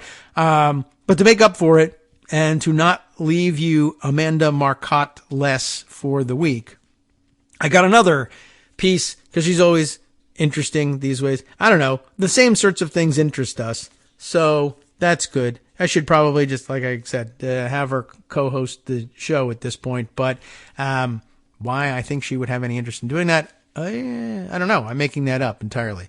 But it would be nice. Anyway, instead we read her pieces a lot, which is going to have to do for now. House GOP in total chaos. Well, we knew that.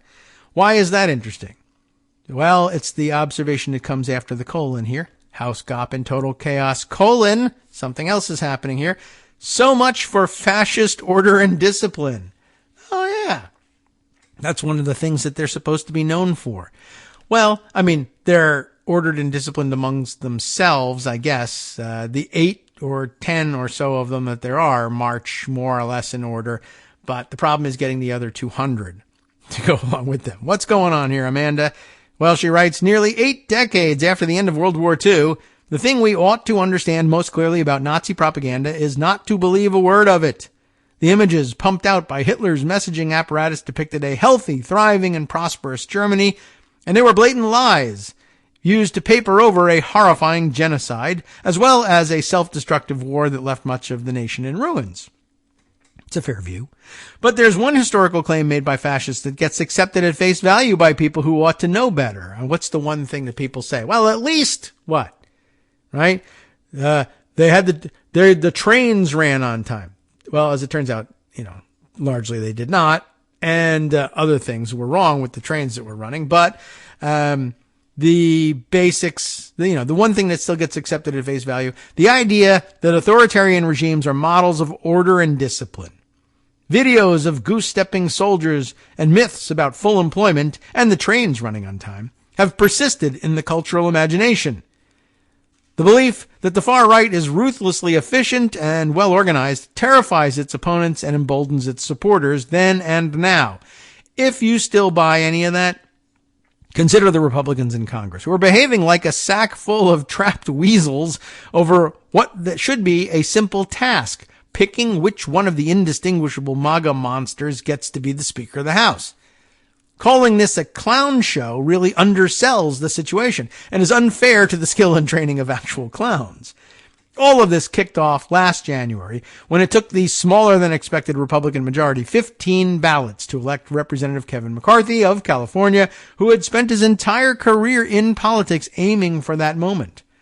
It didn't go well. McCarthy's stint with the gavel lasted less than 9 months. It's an important stretch of time there. The shortest tenure for any speaker since Michael Kerr died in office in 1876.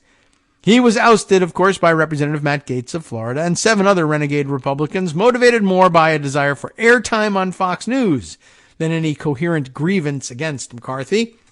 So it's not a huge surprise that the House GOP's effort to elect another speaker are going poorly, even though there are officially only 2 candidates, now down to 1. Scalice, of course, and Representative Jim Jordan of Ohio. It was announced Wednesday that Scalice, previously McCarthy's number 2 in the House leadership, had won a secret ballot vote of the GOP caucus meeting, but the prospect that Scalice could actually win a House floor vote for the speakership fell apart quickly after some of the most camera-hungry members of the GOP have refused to go along with the party's vote. By Thursday, Scalice had enough and dropped out of the race. Adding to the tumult in the behavior of the alleged adults involved, Representative George Santos is trying to leverage his vote for a promise that he won't be expelled, despite his 23 felony indictments for various kinds of fraud. His fellow New York Republicans have finally had enough and want him gone, by the way. Here I'll just pause to say we have to acknowledge that, yes, there was a superseding indictment issued for Menendez, Senator Menendez, yesterday as well. It's fairly serious in nature, in fact, alleging that he was an undeclared agent for the Egyptian government when, of course, he was supposed to be serving in our government. And it doesn't look good for him. And we're not ignoring it because we're afraid of it or embarrassed by it, although it does. I did want to make this point. If you're considering that kind of corruption at any point in the near future as an elected official, consider that you obviously don't care about anyone but yourself if that were all true. And we haven't figured out whether we're innocent until proven guilty. Whatever. But I'm just a plea for the people whose resumes you're ruining, right? Who have been to this point, well, not me, but others pointing with some amount of pride, I'm sure, at having worked in official Washington and able to say, I was a part of it all by being on the staff of Senator Robert Menendez. And then from then on, it's like, well, now a major part of your career has to be either explained away or entirely excised from the record.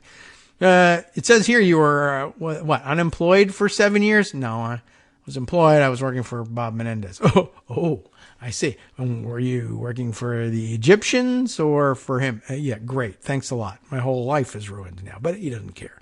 Anyway, back to the Republicans who don't care about anybody. Then there's Representative Nancy Mace, who paraded around on Wednesday wearing a scarlet, actually red A on her shirt to make some kind of point about how she's the real victim in all this. Her real point clearly is, look at me.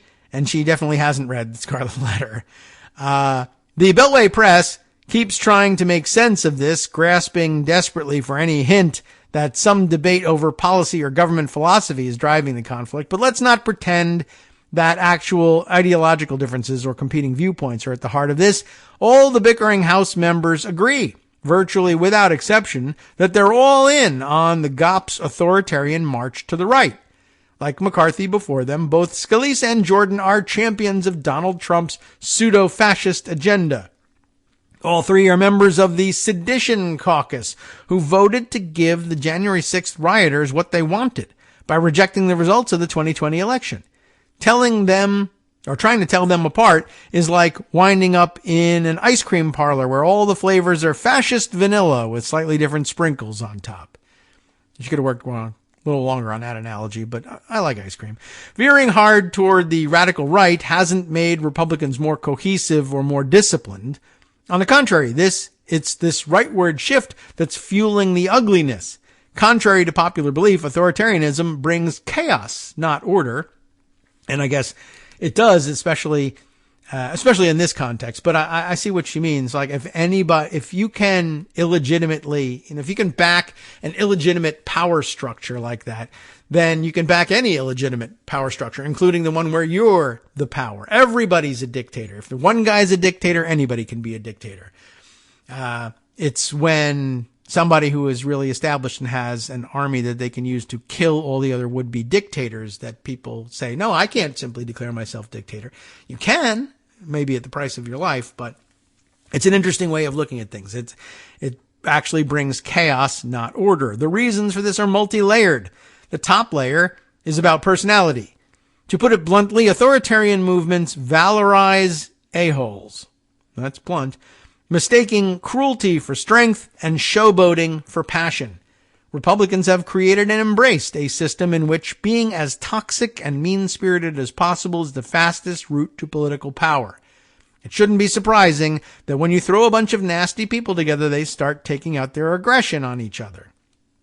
But the issue runs even deeper than these people are the worst. These incomprehensible power struggles are a direct outgrowth of the internal logic, if you can call it that, of authoritarianism. At the risk of oversimplifying things slightly, authoritarianism is at the heart of a movement that rejects and despises the ideals of rationality and democratic power sharing. Its adherents embrace an absolutist view of power, where one truth is handed down from on high, from authority. Power is its own justification, and any form of reasoned debate is a sign of weakness. In theory, that leads to a follow-the-leader mentality, and that can work for a while when there's a leader with sufficient power to keep everyone else in line, i.e. kill all the rest of them.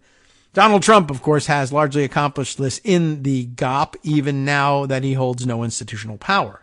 But in many cases, it ends up sowing the seeds of ugly power struggles, like the one we're seeing right now in the House.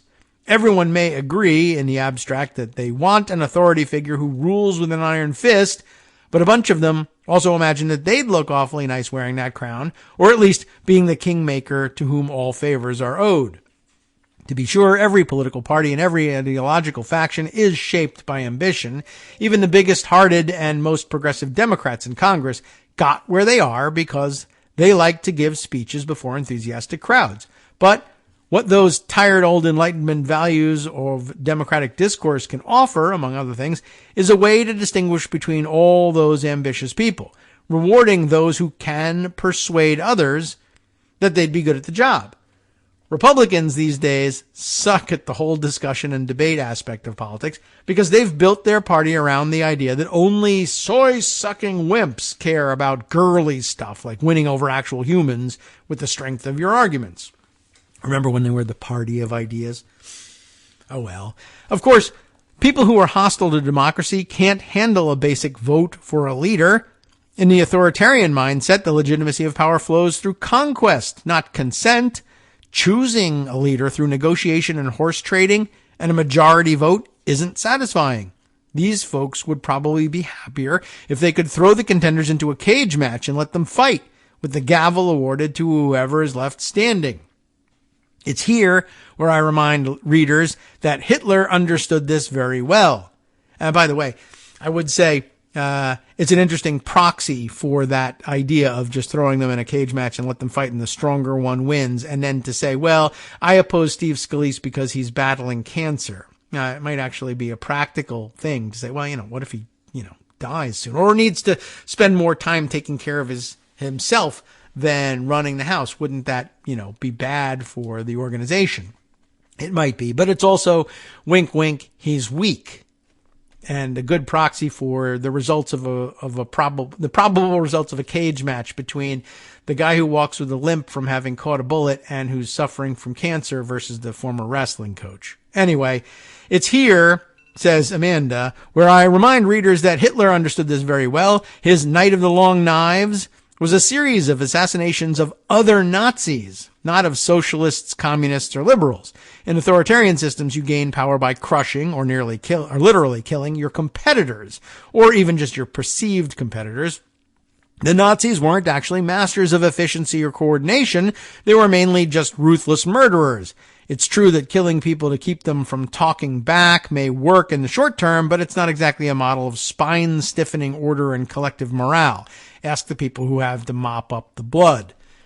That's why the shelf life of Republican House speakers has gotten shorter as the party has moved further toward the radical right. Consider Newt Gingrich, John Boehner, Paul Ryan, and now Kevin McCarthy. All were ousted in some form of intra-party warfare, often by people who probably couldn't have told you what the actual disagreement was about in substantive political terms. And by the way, they did leave out Bob Livingston there because he never actually got the gavel, but you might as well include him. The other Republican speaker of those years was Dennis Hastert, who held the job for 8 years and later went to prison on federal charges relating to the sexual abuse of underage boys. That's a parenthetical inclusion there.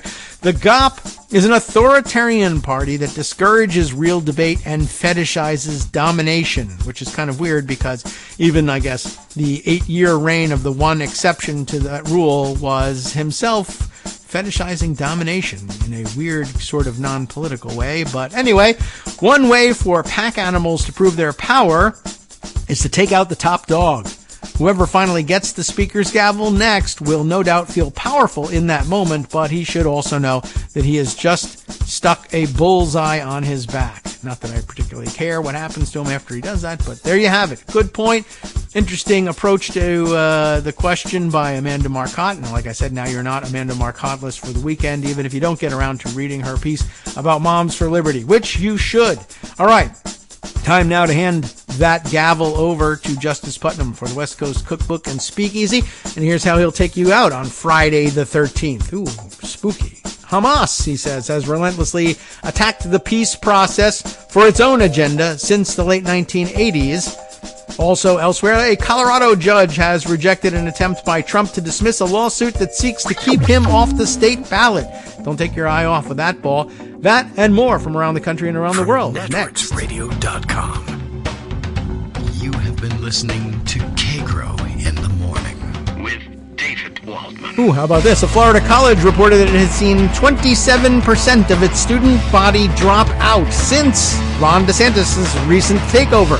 And a Mississippi city was sued for failing to properly inform property owners that a majority black neighborhood that their homes could be targeted for eminent domain destruction under a redevelopment plan. Stay tuned, and we'll see you next week.